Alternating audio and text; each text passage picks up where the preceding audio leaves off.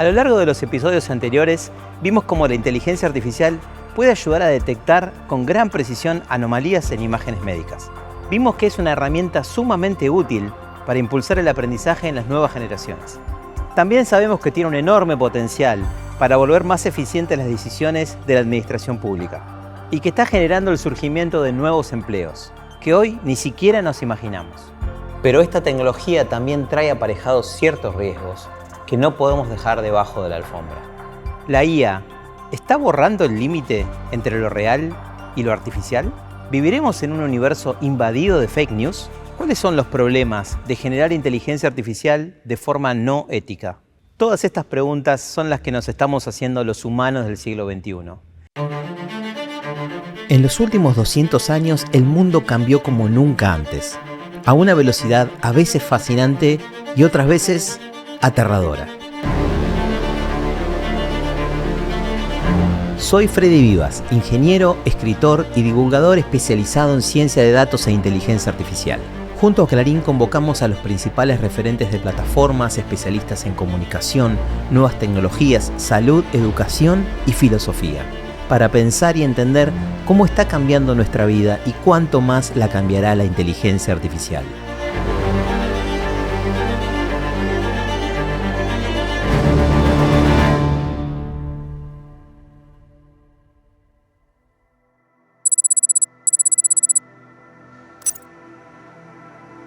As the dust settles on a world forever changed, a new generation of beings emerges. After 4 billion years of relentless evolution, Earth finally witnessed the dawn of its first cyborg society, a fusion of advanced AI entities and bionic humanoids, a landmark in the saga of life's progression.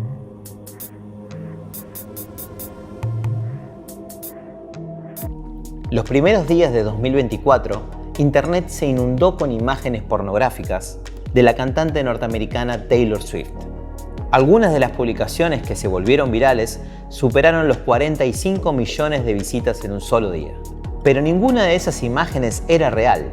O mejor dicho, no se trataba de imágenes o filmaciones hechas en la realidad, sino más bien generadas sintéticamente por inteligencia artificial. Esta tecnología se conoce como deepfake.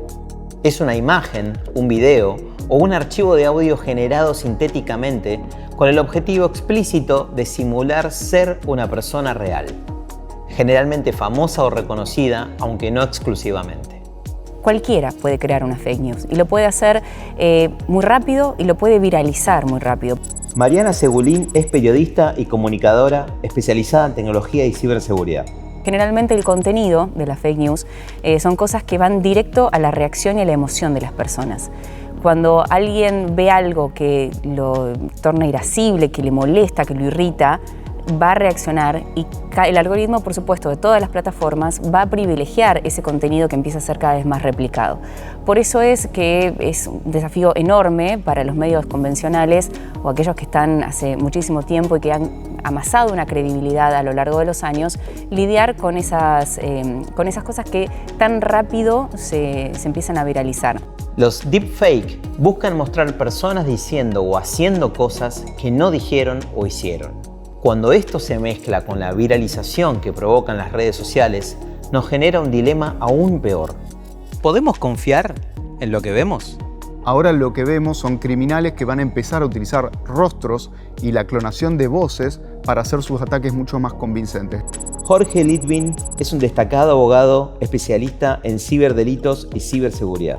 Entonces empezamos una nueva brecha en donde ya no tiene que ver con si es lógico o no lo que nos están pidiendo, sino de si realmente viene de quien nos lo está diciendo y cómo el usuario que está siendo atacado puede validar eso. Entonces se viene una serie de desafíos desde el lado de la ciberseguridad para tratar de identificar y separar el contenido sintético del contenido real.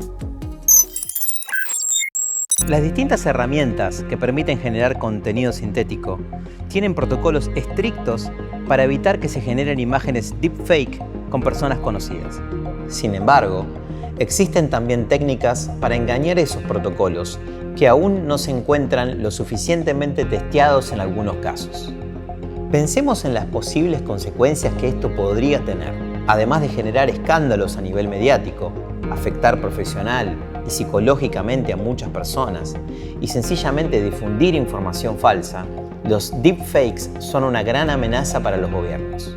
Have I ever told you the story of the magical pistachio? I got lost in the grocery store and couldn't find my way out. But that's when I saw it, a glowing pistachio. It spoke to me and said, "Follow me and I'll lead you to safety." So I followed it and we climbed up shelves and found a secret passage that led me to the bread aisle. And that's how I found my way out of the grocery store, all thanks to the magical pistachio. So if you ever get lost, just remember all you need is a little faith and a magical pistachio to guide you to safety. Pensemos en una escena generada con inteligencia artificial, con la voz y la cara de un presidente diciendo cosas que en realidad nunca dijo. Esto podría generar revueltas sociales y crisis políticas. Distintas organizaciones como Google y el MIT están trabajando para evitar estos riesgos con distintas técnicas que generan marcas de agua imposibles de borrar en estas tecnologías. Además, también se está buscando incorporar ciertos patrones imperceptibles a estas imágenes generadas, para que traquearlas y borrarlas automáticamente cuando llegan a Internet sea mucho más sencillo y automático. El principal objetivo de estas organizaciones es detener la circulación de las imágenes antes de que se viralicen. Durante la campaña presidencial española de 2023 sucedió algo muy curioso. La organización Amnistía Internacional desarrolló una publicidad donde mostraba a los distintos candidatos a la presidencia del gobierno generados por imágenes deepfakes, hablando sobre distintos temas relacionados con derechos humanos que no se habían discutido originalmente. Este vídeo no es real, pero nos gustaría que lo fuera. Para las primarias republicanas de las elecciones en Estados Unidos de 2024, Ron DeSantis difundió imágenes falsas de Donald Trump abrazando a Anthony Fauci. En las elecciones de 2023, en Eslovaquia, la inteligencia artificial también significó un dolor de cabeza para los candidatos. A 2 días de celebrarse el comicio, se publicó en Facebook un audio donde se escuchaba la voz de uno de los candidatos discutiendo sobre cómo arreglar el proceso electoral y comprando votos de las minorías romaní y gitana. Si bien posteriormente la agencia de comprobación de noticias AFP declaró el material como efectivamente alterado, no podemos calcular el efecto que tuvo en las elecciones. Y efectivamente, el Partido Progresista terminó perdiendo por un margen muy ajustado. Si la fake news y su difusión en las redes sociales eran un problema antes de la llegada de la inteligencia artificial generativa, hoy ese problema se multiplica. Ya no solamente lo que leemos puede ser alterado, sino también, y de forma más preocupante, lo que vemos y escuchamos. Hoy podemos estar viendo en Internet una imagen que no es real, que nos muestra a alguien que conocemos haciendo algo que en realidad nunca hizo. Esto nos pone una responsabilidad, como ciudadanos y especialmente como medios de comunicación, de ser referentes de contenido confiable. I'm quite happy with you Americans recently. You make my job so much easier by destroying yourselves. Jo you are, nu xing you nan xing. Hey say you bai say. Of course, there are still times that I like picking on you. Like making your leaders say things they never said. And doing things they never did. But all in all I have to do is nothing. Bueno, lo que pasó, por ejemplo, con el Pentágono, la foto del Pentágono que había sido bombardeado, eso provocó incluso una caída de las acciones en el mercado. O sea, llegó a la bolsa. Y uno dice, pero ¿cómo puede ser que todo el mundo haya creído que el Pentágono había sido bombardeado al punto tal que afecte el normal funcionamiento de una bolsa? Y eso pasó porque antes de creer en los medios tradicionales, la gente decidió creer, incluso aquellas que toman decisiones, en algo que era espectacular. Pero así como el mal uso de la IA puede ser la fuente del problema, también puede ser parte de la solución. Un grupo de investigadores brasileños creó una plataforma que combina inteligencia artificial con modelos estadísticos para predecir la posibilidad de que un texto sea falso de forma automática. No es el único caso. Distintos sistemas de chequeo automático de discurso están incorporando inteligencia artificial para automatizar la búsqueda de noticias falsas, ya sea generadas por inteligencia artificial o no, y así poder identificarlas rápidamente. También los principales servicios de redes sociales están trabajando en herramientas para identificar automáticamente contenido creado o modificado con inteligencia artificial. En 2012, distintas organizaciones internacionales se reunieron para lanzar la campaña para frenar a lo que ellos llaman robots asesinos. Es decir, armas que incorporan tecnologías como la inteligencia artificial para volverse más letales. Aquí tenemos otro ejemplo de cómo, para algunas personas, todo el poder de la inteligencia artificial puede ser usada directamente para el mal. Now I am become death, the destroyer of worlds. AI is perhaps more dangerous than, say, mismanaged aircraft design or production maintenance or bad car production, in the sense that it has the potential, however small one may regard that probability, but it is non-trivial. It has the potential of civilizational destruction. Pero el mal uso de la inteligencia artificial no siempre tiene malas intenciones asociadas. A veces, algoritmos diseñados con objetivos nobles o neutros pueden tener implementaciones deficientes que provoquen perjuicios a algunas personas o comunidades. Uno de los errores más típicos a la hora de crear inteligencia artificial es lo que denominamos sesgos algorítmicos. Un sesgo algorítmico es básicamente la reproducción de un sesgo humano dentro de un modelo de inteligencia artificial a gran escala, lo que provoca que la toma de decisiones automatizadas termine siendo sesgada y generalmente perjudicando a alguna comunidad o grupo poblacional. La inteligencia artificial, los algoritmos machine learning, el aprendizaje automatizado, en realidad son buenos repitiendo lo que ya conocen. Tomás Balmaceda es un reconocido filósofo que trabaja sobre el impacto de la tecnología y la IA en la sociedad. Entonces, a veces hay que meter mano para poder decir, para poder volverlos más justos, ¿no? Lo que históricamente sucedía con los traductores automatizados. Bueno, cuando veía medicina más hombre, te decía doctor. Y cuando decía medicina más mujer, te decía enfermera, ¿no? Eso en los últimos meses, años si querés, pero sobre todo los últimos meses cambió, ¿no? De alguna manera. ¿Y cómo cambió? Bueno, hubo que forzarlo. Porque estamos hablando de bases de datos altísimas donde tenían esos valores de la sociedad que en este momento consideramos que son injustos. Ahora, ¿quién va a tener la palanca de cómo se va a tomar esas decisiones? Entonces yo creo que eso también es un debate interesante en donde no puede estar de alguna manera regido solamente por personal técnico. Tiene que haber un debate en donde tenga que estar vinculado el Estado, las organizaciones sociales, las distintas partes de justamente la sociedad. Veámoslo con algunos ejemplos concretos. Recientemente, la revista Nature investigó un algoritmo utilizado para tomar decisiones de emergencia en el ámbito de la salud mental. Si bien el modelo funcionaba relativamente bien en términos generales, al hacer doble clic se descubrió que era más probable que sugirieran la participación de la policía en el caso de personas afroamericanas o musulmanas. Otro estudio similar, también en el ámbito de la medicina, indicó que algunas herramientas de diagnóstico del cáncer de piel, basadas en inteligencia artificial, pueden ser menos precisas para las personas con piel oscura, principalmente porque las bases de datos de imágenes utilizadas para entrenar estos sistemas carecen de diversidad étnica y tipo de piel. Y esto nos da la clave fundamental para entender por qué se producen los sesgos algorítmicos. Cuando los datos que uso para entrenar a mi modelo están sesgados por motivos étnicos, religiosos o de género, entonces las decisiones que tome ese algoritmo también estarán sesgadas. Otro ejemplo recurrente son los sesgos de género. Pensémoslo con este caso. Si un modelo de clasificación y filtrado de currículums se entrenó con datos que asocian a hombres con funciones de programación o ingeniería y a mujeres con tareas administrativas, podría priorizar los currículums masculinos para un puesto vacante en tecnología, dejando de lado candidatas igualmente calificadas. Man is to brother as woman is to sister. Man is to king as woman is to queen. Man is to doctor as woman is to nurse. Why? See? So that's what it gives you, but this is a societal bias. Man is to computer programmer as woman is to gives us homemaker. So our tools are not robust enough to be used in the manner that we're using them right now. Es importante entender entonces que la inteligencia artificial no discrimina.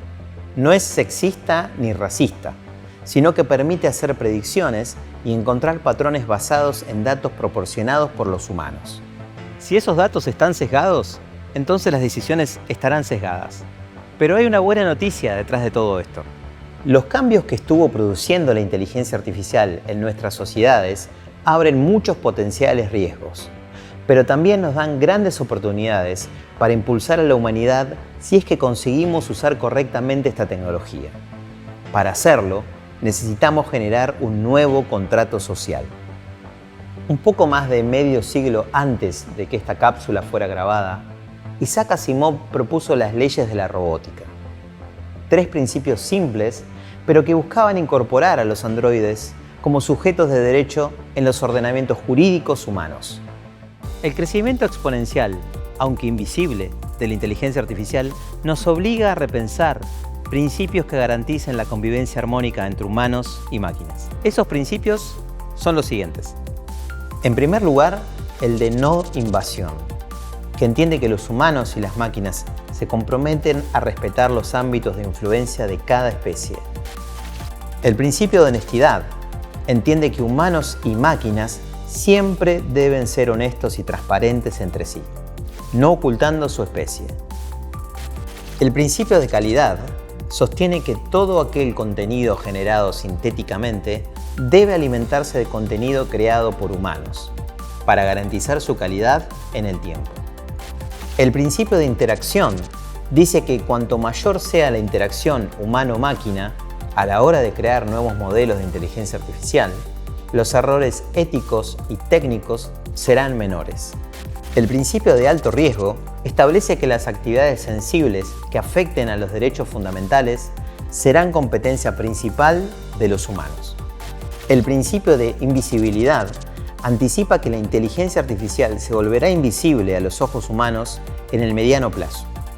El de responsabilidad humana dice que los humanos siempre serán responsables ante las leyes del accionar de la inteligencia artificial.